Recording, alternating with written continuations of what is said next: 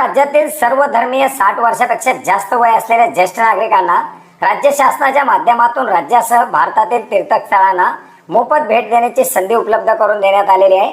आणि याच्यासाठी आज 14 जुलै 2024 रोजी एक महत्त्वपूर्ण असा शासन निर्णय निर्गमित करून मुख्यमंत्री तीर्थदर्शन योजना राबवण्यासाठी मंजुरी देण्यात आलेली आहे। मित्रांनो, या जीआरच्या माध्यमातून नेमकी योजना कशा प्रकारे राबवली जाणार आहे, कोण पात्र असेल, कोण अपात्र असेल, अर्जाच्या प्रक्रिया काय असतील, कोणत्या कोणत्या तीर्थस्थळाला भेट देता येतील, काय कागदपत्र लागतील, या सर्वांच्या संदर्भातील सविस्तर अशी माहिती जाणून घेण्याचा प्रयत्न करणार आहोत। मित्रांनो, याच्या संदर्भातील हा शासन निर्णय आपण पाहू शकता। राज्यातील सर्व धर्मियामधील या ठिकाणी आपण पाहू शकता सर्व धर्मीय, याच्यामध्ये सर्व धर्मांचा समावेश करण्यात आलेला आहे। ज्येष्ठ नागरिक जे 60 वर्ष किंवा त्याहून अधिक वयाचे आहेत त्यांना भारतामधील तीर्थस्थळांना भेट देण्याची इच्छा पूर्ण करण्यासाठी मुख्यमंत्री तीर्थदर्शन योजना राबवण्यासाठी मंजुरी देण्यात आलेली आहे। याच्या अंतर्गत आपण जर पाहिलं तर परिशिष्ट अ आणि ब जोडण्यात आलेला आहे। या यादीमधील जी काही स्थळं असतील या स्थळामध्ये वाढ होऊ शकते किंवा कमी होऊ शकतात। आणि या योजनेच्या अंतर्गत जे काही तीर्थस्थळं समाविष्ट करण्यात आलेली आहेत यापैकी एका स्थळाच्या यात्रेकरता पात्र व्यक्तीला एक वेळ लाभ घेता येणार आहे। तसेच प्रवास खर्चाची कमाल मर्यादा प्रति व्यक्ती 30,000 रुपये इतकी करण्यात आलेली आहे, ज्याच्यामध्ये प्रत्यक्ष प्रवास, भोजन, निवास इत्यादी सर्व बाबीचा समावेश करण्यात आलेला आहे। अर्थात प्रति ज्येष्ठ नागरिकांना जास्तीत जास्त 30,000 रुपयापर्यंतचं अनुदान या योजनेच्या अंतर्गत तीर्थस्थळाच्या भेटीसाठी दिलं जाणार आहे। योजनेचे लाभार्थी असणार आहेत महाराष्ट्र राज्यामधील 60 वर्षापेक्षा वय जास्त असलेले ज्येष्ठ नागरिक। याच्या अंतर्गत पात्रता असणारे लाभार्थी महाराष्ट्र राज्याचा रहिवासी असावा, वय 60 वर्षापेक्षा जास्त असावं, लाभार्थी कुटुंबाचं वार्षिक उत्पन्न 2.5 लाखापेक्षा जास्त नसावं।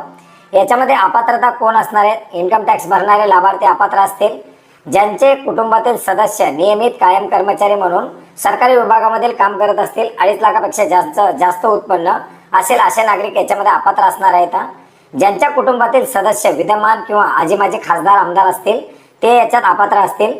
ज्या कुटुंबातील सदस्य भारत सरकार किंवा राज्य सरकारच्या बोर्ड, कॉर्पोरेशन, उपक्रमाच्या अध्यक्ष, उपाध्यक्ष सदस्य असतील, ज्यांच्याकडे 4 चाकी वाहन, ट्रॅक्टर वगळून त्यांच्या कुटुंबातील सदस्य नावावरती नोंदणीकृत असेल असे लाभार्थी याच्यामध्ये अपात्र असतील।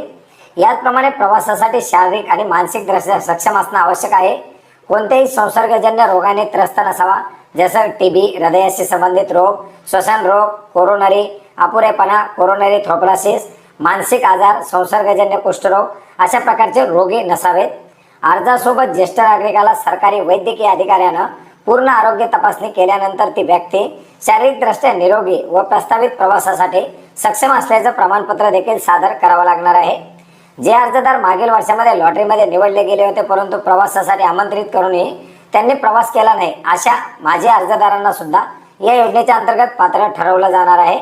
याचप्रमाणे याच्यासाठी काही निकष ठरवण्यात आलेले आहेत, कागदपत्र सादर करण्यासाठी सांगण्यात आलेले आहे। याच्यासाठी ऑनलाईन पद्धतीने अर्ज करावे लागणार आहेत। लाभार्थ्याचं आधार कार्ड आणि रेशन कार्ड हे कंपल्सरी लागणार आहे। महाराष्ट्र राज्याचं अधिवास प्रमाणपत्र, महाराष्ट्र राज्यातील जन्माचा दाखला यापैकी एक कागदपत्र कंपल्सरी लागणार आहे। आणि याच्यापैकी जर कागदपत्र नसेल तर लाभार्थ्याचं अधिवास प्रमाणपत्र उपलब्ध नसेल तर त्याच्याऐवजी लाभार्थ्याचं 15 वर्षापूर्वीचं रेशन कार्ड, मतदान ओळखपत्र, शाळा सोडल्याचं प्रमाणपत्र किंवा जन्म दाखला या 4 पैकी कोणतेही ओळखपत्र ग्राह्य धरलं जाणार आहे। सक्षम अधिकारी यांनी दिलेला कुटुंबाच्या उत्पन्नाचा दाखला जो 2.5 लाखापेक्षा जास्त नसावा। याच्यामध्ये पिवळं किंवा केशरी रेशन कार्ड असेल तर याचा वार्षिक उत्पन्नाचा दाखला लागणार नाही।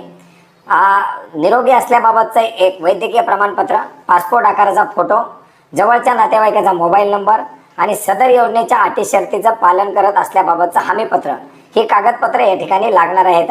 आणि याच कागदपत्रासह ऑनलाईन पद्धतीने अर्ज करावा लागणार आहे। याच्यामध्ये लाभार्थ्याची निवड करण्यासाठीची प्रक्रिया देण्यात आलेली आहे की कशा प्रकारे याच्यामध्ये लाभार्थ्याची निवड केली जाईल, प्रवास प्रक्रिया कशा प्रकारे असेल, रेल्वेनं, बसनं, प्रवाशाचा गट करणं किंवा इतर लोकांच्या त्याच्यासोबतच्या प्रवासावरती निर्बंध अशा प्रकारच्या विविध बाबींच्या अटी शर्ती याच्यामध्ये देण्यात आलेल्या आहेत। प्रवासादरम्यान प्रवाशाकडून अर्थात जे काही नागरिक अर्जदार याच्यामध्ये पात्र होतील त्यांच्याकडून काय अपेक्षा असतील याच्याबद्दलची माहिती याच्यामध्ये देण्यात आलेली आहे।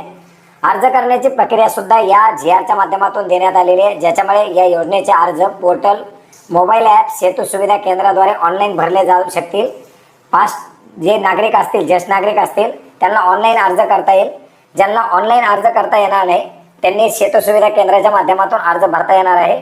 अर्ज भरण्याची प्रक्रिया संपूर्ण विनामूल्य असणार आहे.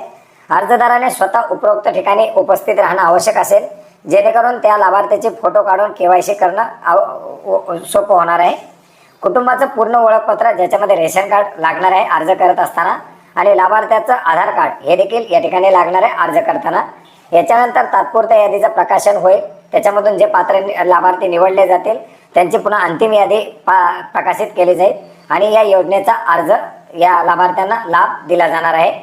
याच्यासाठी नवीन वेबसाईट बनवण्याचं काम महाराष्ट्र माहिती तंत्रज्ञान महामंडळाकडून करण्यात येणार आहे आणि याची नवीन वेबसाईट तयार झाल्यानंतर या वेबसाईटच्या माध्यमातून नागरिकांना लाभार्थ्यांना या योजनेकरता अर्ज करता येणार आहेत.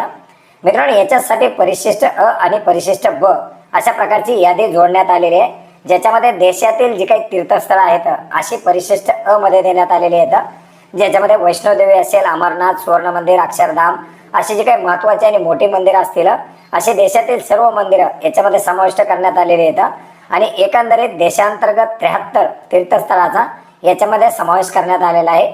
याचप्रमाणे परिशिष्ट ब च्या माध्यमातून राज्यात असलेले सिद्धिविनायक मंदिर, महालक्ष्मी मंदिर, मुंबादेवी मंदिर किंवा भीमाशंकर असेल किंवा इतर जी काही महत्त्वाची तीर्थस्थळं आहेत अशा महत्त्वाच्या अशा एकूण 66 तीर्थस्थळाचा याच्या अंतर्गत समावेश करण्यात आलेला आहे. तर मित्रांनो, अशा प्रकारे महत्त्वाची अशी मुख्यमंत्री तीर्थदर्शन योजना ही योजना राबवण्याकरता या GRच्या माध्यमातून मंजुरी देण्यात आलेली आहे. मित्रांनो, हा महत्त्वपूर्ण असा GR आपण महाराष्ट्र.gov.in या संकेतस्थळावरती पाहू शकता. याची लिंक आपल्याला व्हिडिओच्या डिस्क्रिप्शन बॉक्समध्ये सुद्धा मिळेल. धन्यवाद.